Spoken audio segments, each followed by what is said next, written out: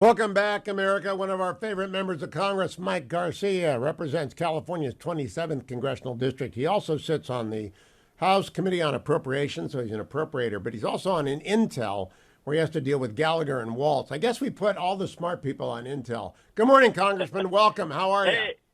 Hey, good morning, Hugh. How you doing? Actually, the filter is you just got to be named Mike apparently to be on Intel now. Well, that's So, right. all The things three considered. Mikes, and one of them is a Marine, and one of them is Army, and you're the Naval Academy grad. So I guess you can run, laps around these guys. Yeah, it's not hard. It's a low bar, and it's a diversity, equity, and inclusion at its best, right there for you. All right, Congressman, I want to get to my major question, then we'll come back on Intel. 2 days ago, John Ellis over at Ellis Items brought this news item to my attention.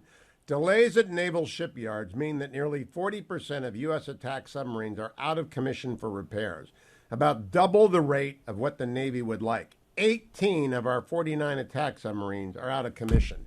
What do you do about that? Yeah, and I saw it firsthand a couple of months ago when we toured the shipyards in Japan and in the region there on a Codell.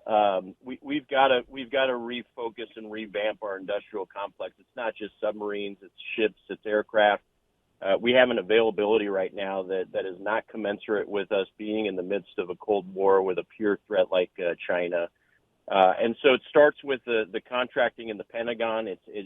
We need to move faster. We've got to get to negotiated settlements on these contracts, award the contracts, incentivize industry to go faster rather than trying to grind them on every dollar of profit, and open it up to new vendors to come in and be able to do the sustainment contracts and not necessarily having the OEM prime contractors doing that work.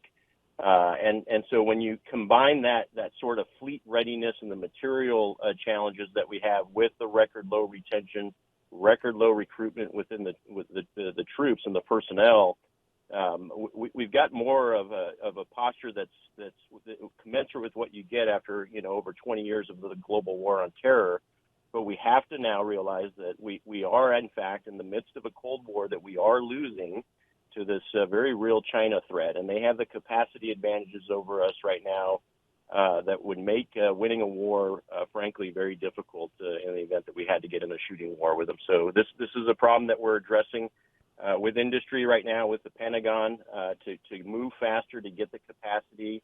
We have a capability advantage. We have the exquisite technologies and the state-of-the-art technologies that we need. We just don't have the capacity that China has, and we got to remember we have to project that power thousands of miles across the Pacific Ocean, where China just has to project their power about 800 miles in the event of an invasion of Taiwan or defense of their mainland. So that's the challenge we have right now, and we're in the hole right now on readiness. Congressman Garcia, there are any number of cities on both coasts that would love to host a new Navy shipyard. I think we have 6 or 7 of them, right? And that's not nearly, China's got like 40 of them. We're getting crushed on procurement. You only used one acronym, OEM. I don't know what that means. And so you have to put $5 in the tip jar. Yeah, there you go. Original equipment manufacturers. So these are the contractors, whether it's Lockheed, Northrop, Boeing, who build the aircraft, the ship, or the submarine. There are other companies out there that should be able to do the sustainment contracts maybe faster, build the parts, the spare parts, and keep the readiness levels going while these big contractors build new equipment for us. So having longer term contracts with it would help too. But yeah, we need more yards, we need more ships, we need more aircraft across the board. We're lacking on capacity. That's easily said, but very difficult to do. Does APROPS have a plan to mandate additional shipyards?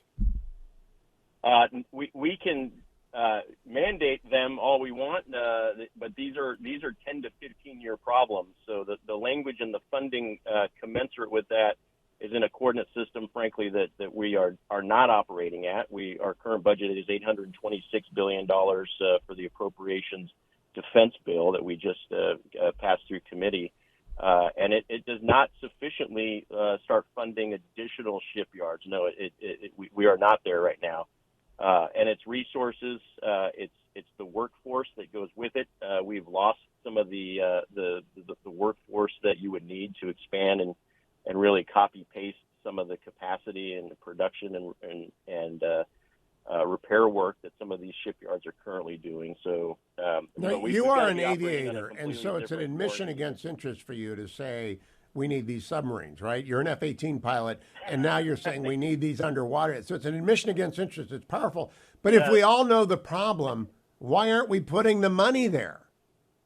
Yeah, it's very painful, pride-swallowing thing. And the submarine domain is one of the few domains that we still do dominate over China.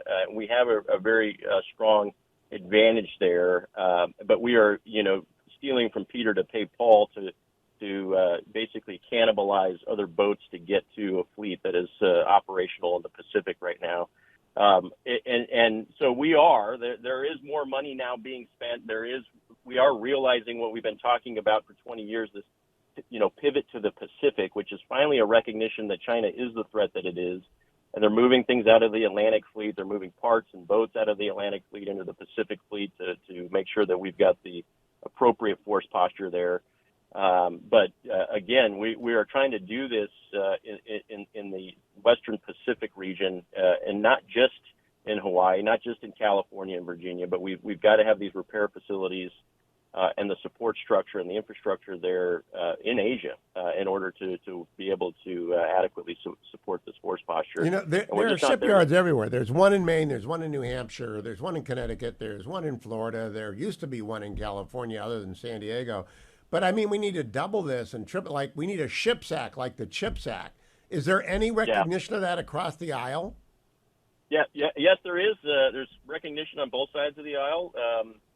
The challenges, especially when you start looking at submarines, is these are nuclear-powered, vessels. Some of them are larger than what the berthings and what the dry dock currently accommodate in those what I'll call legacy shipyards. So. It's not a short putt. This isn't just something you can have a small town agree to open a shipyard and, a year or two later you've got it. These are 10 to 15 year challenges. So, but yeah, the pushback right now from the Democrats is real across, they want to talk about the wokeness, the diversity and inclusion, the climate change elements that we're stripping out of the defense bill. And in markups the other day, they didn't spend 1 minute talking about weapon systems capacity, shipyards, the strike fighter shortfalls that we have in the several hours of markups that we had. It was all social justice and woke policy concerns that they had. Now, Congressman Garcia, I know you're not on armed services, and I know the rule is coming on the NDAA. There is a story in the New York Times that far-right Republicans want to derail that. I don't know that there are more than 5 to 10 of those. Will aid to Ukraine get through the House easily? So, first of all, I think we're going to get the NDAA done. I'm not as bullish about getting additional aid to Ukraine in this package as maybe some are. I don't know exactly what the holdouts are on the NDAA. Some folks want to add some things in there that, frankly, aren't germane to the defense spending. But we've got to pass an NDAA and get this DoD budget passed as well. Ukrainian funding, I supported the first tranche, I'll call it the $40 billion or so, which was comprised mostly of Stinger missiles and Javelin missiles that were getting set to expire, that were literally designed. That Stinger missile was designed for that Russian Hind helicopter. The Javelin missiles were designed for those Russian T-72 tanks, and they've done good work over the last year or so with those what would be normally just surplus excess weapons. And so what I'd like to see moving forward is a better accountability of the weapons and support that we have provided Ukraine, an update on how this counteroffensive is going, the spring offensive is progressing, and a little more accountability from the Ukrainians in terms of what they're doing and how they've used our support to date. And I think we'll have those conversations. We won't have 100% accountability, but this is American taxpayer dollars, and I would like to see the Ukrainians start to purchase weapons from us rather than just getting free stuff. But we've got to send the right systems over there. Missiles like the ATACMS, which is a surface-to-surface ballistic missile, can do a lot of good work over there. And these are the types of systems that will actually end the war. There's talks of sending them F-16s, and if you just send them 20 F-16s, the war will be over. And people who are saying these things don't understand the threat over there. They don't understand the integrated air defense networks that are up on both sides of the border. And so, that we've got to be a little bit smarter on what systems, but it can't be this blank check and this commitment to do whatever until they win. We need a better strategy, and we need, to look at the Weinberger doctrine all over and recognize that there should be off ramps, there should be sell-off criteria and metrics of success here. And we've got to focus on our own industrial capacity and make sure that our own domestic programs aren't cavitating as a result of our support to Ukraine right now, and really make sure that the line drive coming at our forehead is China right now, and we've got to be prepared for that fight. Well, I hope we get both. And I think, obviously our first obligation is to protect the United States, and that means both shipyards and aid to Ukraine on two fronts. But, Congressman, I want to ask you before you go. Today has headlines, the Chinese hacked commerce and the Chinese hacked state. Were you aware of that? Did you get briefed on that before it made it in the newspapers?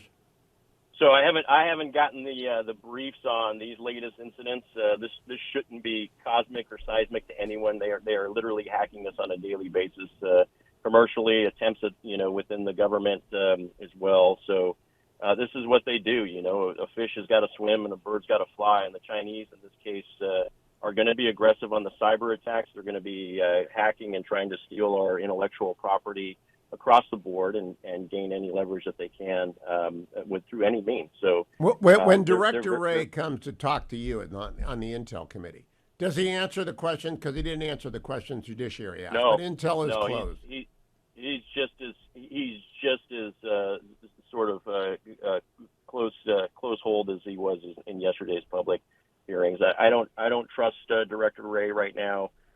This FISA renewal at the end of the year is going to be a very difficult conversation. I don't think we're going to get there on the FISA 702 renewal, unfortunately. And it's because he's not being open and honest. He's not being transparent. We know there's something wrong here, and he is behaving as if he's the front man for an operation that's corrupt and illegal. And does anyone in the Republican Party believe him and trust him? Anybody at all? I don't believe so. No, I don't think so, Hugh. I think we are all very weary of this guy, and that includes Merrick Garland as well. Wow. Mike Garcia, thank you for that. That's worse than I thought, but that's pretty bad.